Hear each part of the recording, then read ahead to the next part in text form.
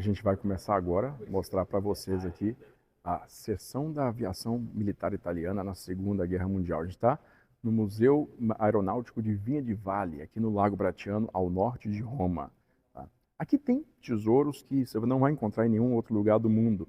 E você pode conhecer esses tesouros vindo da nossa próxima expedição para a Itália. Tá? Se você quiser saber mais sobre as nossas expedições, é só clicar nos links que estão aqui embaixo. Tenho certeza que você vai adorar. Eu já deixei o pessoal indo lá para frente, agora no final da exposição, e voltei para cá para mostrar para você aí toda essa coleção maravilhosa de aeronaves militares da Segunda Guerra Mundial. Aeronaves da Regia Aeronautica, tá? Olha isso aqui, cara. Esse aqui é o Fiat CR-32. É um avião do começo ali, na verdade, meados dos anos 30, né? E que ele atuou de forma bastante destacada na Guerra Civil Espanhola. Esse avião aqui, na verdade, foi o modelo de caça mais bem sucedido da Guerra Civil Espanhola, inclusive mais bem sucedido que o próprio Messerschmitt 109, tá bom? Porque a maior parte dos abates aéreos, né, dos grandes combates aéreos foram realizados com esse avião aqui, que equipou tanto as forças nacionalistas do Franco quanto a Aviazione Legionaria, que era o componente voluntário italiano lá na Espanha, que é o similar aí ao equivalente da Legião Condor alemã, né, na Espanha. Vocês estão vendo aqui que esse avião, inclusive, está com marcações espanholas, ele está com marcações da Espanha nacionalista. Você está vendo aí essa cruz na cauda dele, esse X preto, né, que é característico das forças nacionalistas, e é o símbolo da esquadrilha La Cucaracha, né, que é a barata, que foi voada pelos pilotos italianos, né, a segunda esquadrilha da Aviazione Legionaria. E aqui você tem a culminância do design de biplanos de caça, que é o Fiat CR-42. É um avião que foi desenvolvido pela Fiat para ser um caça de transição entre os biplanos de tela, que são esses aqui, né, os Fiat CR-32, e os aviões monoplanos de metal que nós vamos conhecer daqui a pouco, tá bom? Então, esse avião aqui, como vocês estão vendo, está com esse cowling amarelo, que é uma referência à atuação dessa aeronave aqui no CAI, no Corpo Aéreo Italiano, que foi o componente italiano que lutou na Batalha da Inglaterra. E justamente por conta disso, existem alguns exemplares, se não me engano, 2 deles, ainda em posse dos ingleses, lá no Museu da RAF em Hendon, que tem um deles em exposição e um outro que está sendo preparado para voo, está sendo restaurado para condições de voo novamente. Aqui na Itália, a gente infelizmente tem esse exemplar maravilhoso, belíssimo do CR-42 aqui, com as cores do CAI, né?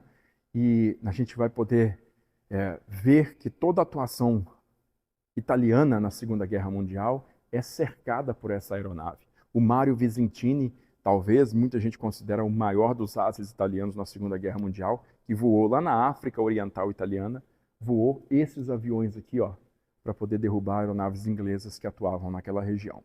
Mas agora nós vamos para a joia da coroa aqui de Vinha di Valle, que é esse salão aqui. Acompanhe aqui. Esse salão tem alguns dos aviões mais raros, os trimotores de grande porte da Força Aérea Italiana. Olha só, aqui nós temos um Savoia Marchetti SM-79, um Fiat G212, aqui um Savoia Marchetti 82 e aqui um Kant Z506. Nós vamos conhecer todos eles. Olha aqui, me segue que eu vou iniciar mostrando para vocês esse tesourinho aqui, que são esses destroços de Reggiane 2000. Reggiane 2000 é um caça que competiu no processo da série 0 em 1939 e ele não foi o escolhido foi o Mach 200, que a gente vai conhecer daqui a pouco, mas esse avião recebeu um contrato de consolação do governo italiano e ele foi, na verdade, exportado, né? Ele foi exportado para a Hungria e também para a Suécia. Então existe um exemplar desse avião preservado lá em Estocolmo hoje, completamente restaurado ao estado original. E aqui na Itália, esses destroços aqui foram descobertos debaixo d'água, né, no Mediterrâneo, e estão ainda nesse estado aqui até hoje. Não sei se pretendem restaurar esse avião para um estado mais completo.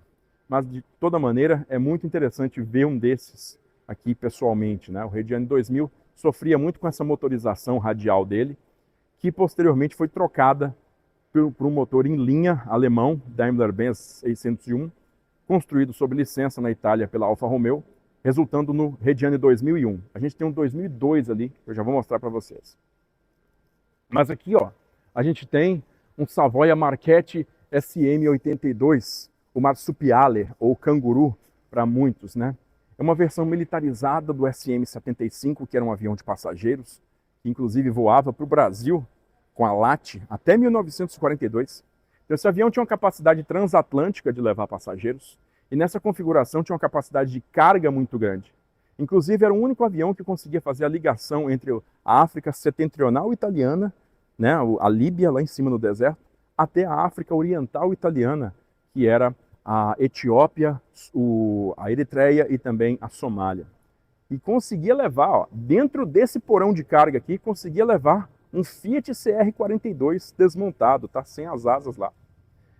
Esse avião protagonizou uma das ações mais célebres da rede aeronáutica, que foi o bombardeio de Manama em 1940, tá?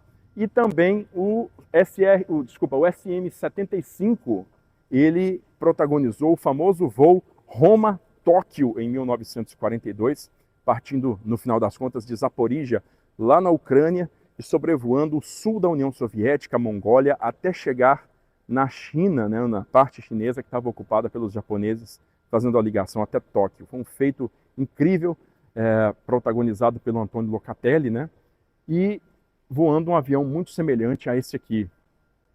Aqui a gente tem o célebre Mach C-200, né, o primeiro avião de caça monomotor metálico da rede aeronáutica, que sofria aí ainda com o motor radial aqui na frente e uma cabine aberta também, que fez muito mal para esse avião quando ele foi empregado lá no sul da União Soviética em 1941, né, de suporte ao Corpo Expedicionário Italiano na Rússia. Aqui vocês estão vendo essas marcações brancas nas asas em forma de triângulo, que são características do 22º Grupo Autônomo, que operou no sul da União Soviética, e ali a insígnia famosíssima do espantalho que fuma estrelas vermelhas, uma criação do general Giuseppe Biron, que era um piloto de caça e as, né, nesta época aí. Ele, inclusive, foi comandante de algumas unidades da Força Aérea Italiana no pós-guerra.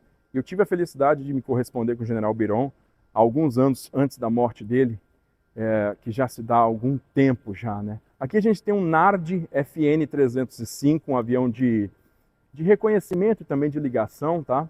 Um aviãozinho um pouco menos famoso da Segunda Guerra Mundial, que não protagonizou ações muito importantes, não. E aqui a gente tem um Reggiane RE 2002. Isso aqui é uma evolução do RE 2000, que a gente tem os destroços ali, com um motor radial, né? Esse avião com motor radial foi designado para missões de ataque, unidades de ataque, não de caça, ao contrário do RE 2001, que tinha um motor em linha mais eficaz, né, mais eficiente. Então, a carreira desse avião também, os números fabricados foram menores, porque a Reggiane era uma fábrica menorzinha que não tinha uma capacidade industrial tão grande.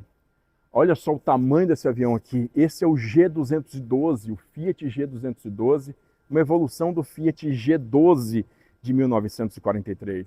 É um avião monstruoso, magnífico, um trimotor que é assim, uma culminância da fórmula trimotora também, italiana da Segunda Guerra, e que teve, né, aquele caso famoso do time, o Sport Clube de Turim, sofreu um acidente nesse avião aqui e o time inteiro morreu, né, nesse avião aqui.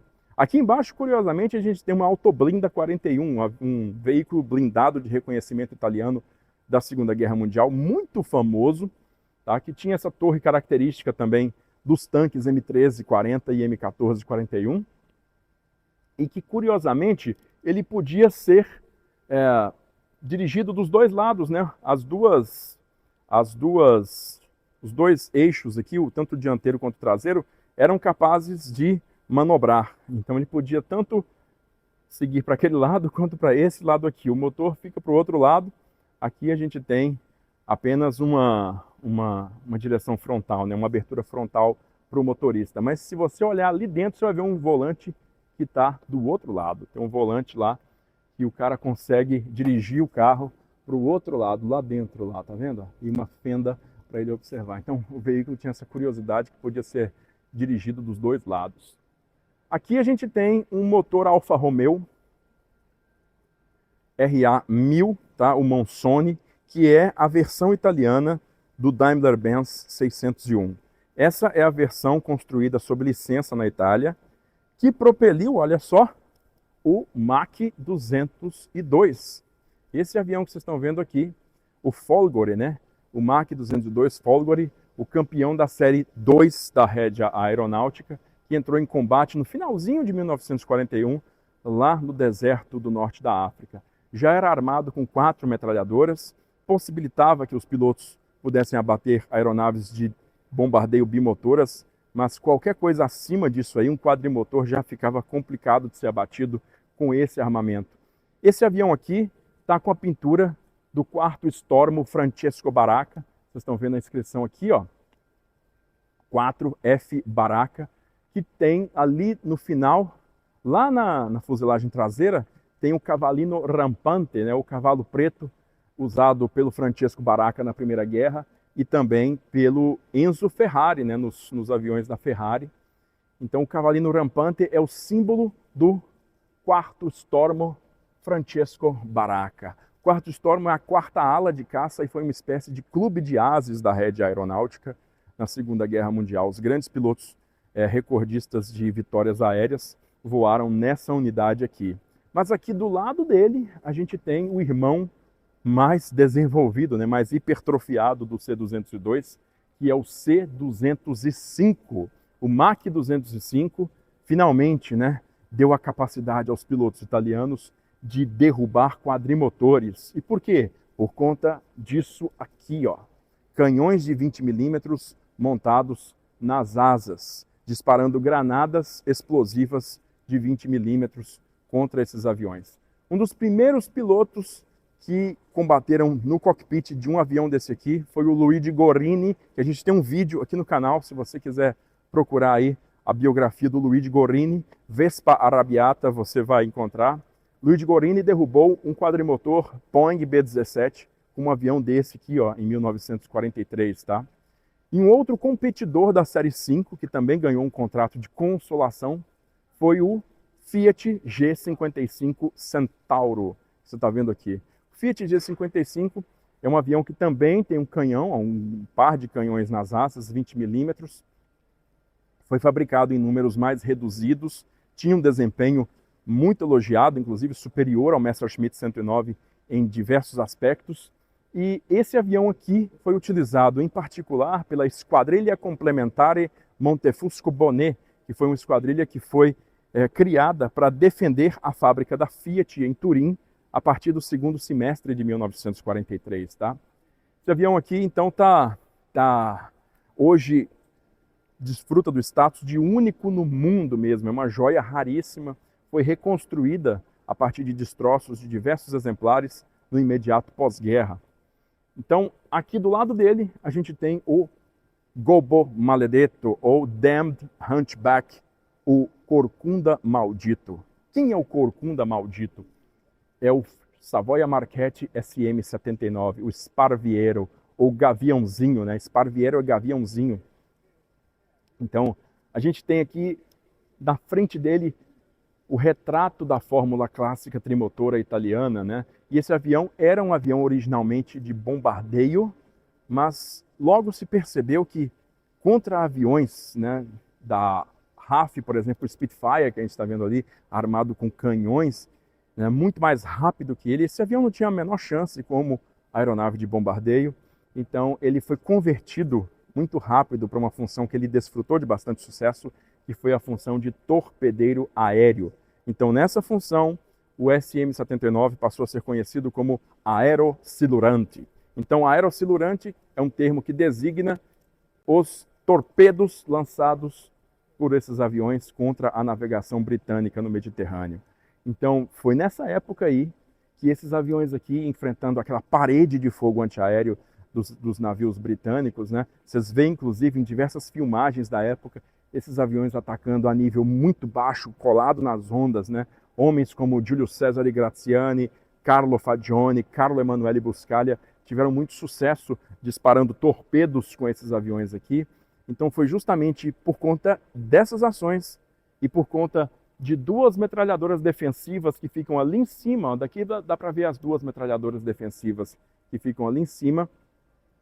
Esse avião tinha uma espécie de corcunda atrás da cabine, ali em cima.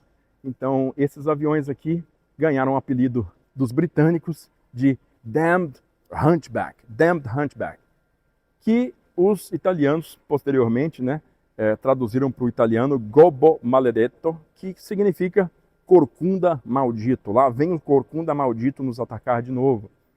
Então é talvez a aeronave de bombardeio mais reconhecida, mais famosa italiana da Segunda Guerra Mundial. E do lado dele a gente tem o Fissler Fi-156 Storch, tá? Storch, ou cegonha em alemão, é um avião de reconhecimento alemão que ficou muito famoso pela Operação Eiche, ou o resgate de Mussolini em 1943, realizado pelos paraquedistas do Otto Skorzeny, tá? Então Skorzeny, cara, você vai imaginar que Skorzeny era um cara altão, ele tinha uns 2 metros de altura, né?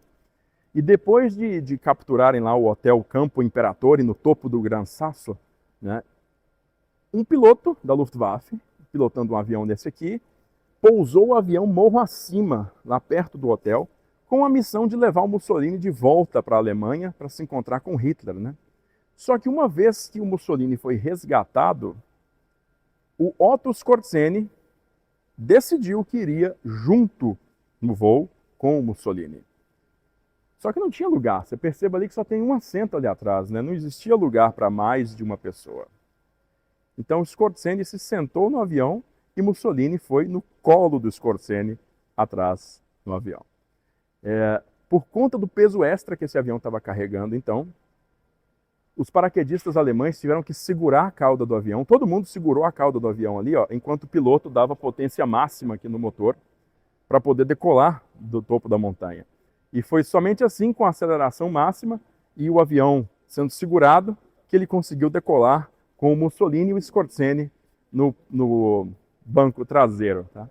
E aí, por fim, eu quero falar com vocês aqui do Kant Z506, uma joia, né? Belíssima joia aeronáutica que a gente tem aqui, que é um reconhecedor marítimo e bombardeiro também, hidroavião, né? Bem grande, trimotor italiano, muito semelhante em forma ao nosso Gobbo Maledetto ali.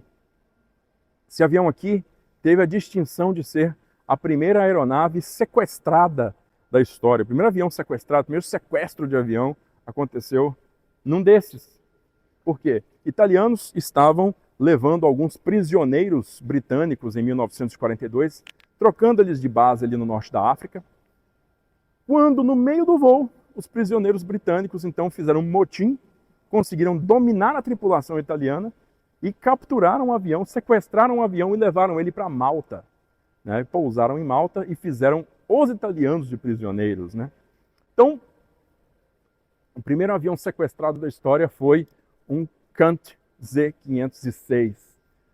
Gente, ali a gente tem um Spitfire 9, utilizado pela Força Aérea Cobeligerante Italiana pós-armistício.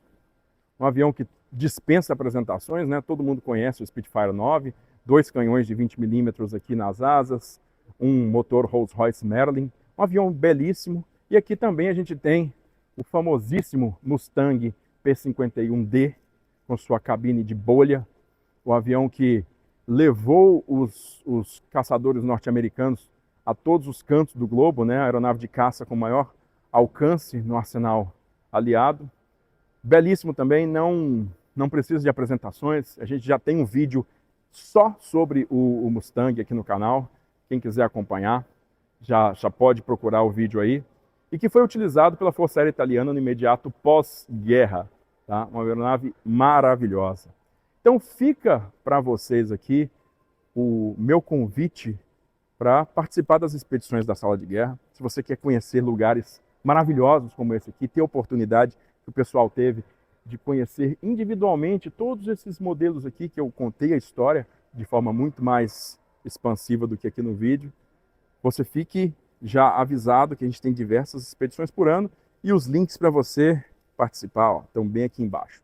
Então, a gente fica por aqui, mas eu volto daqui a pouco, dentro de pouco tempo, com a nossa nova parada, desta vez no bunker de Mussolini, lá na Vila Torlônia, em Roma. Fica ligado aí e aquele abraço da Sala de Guerra.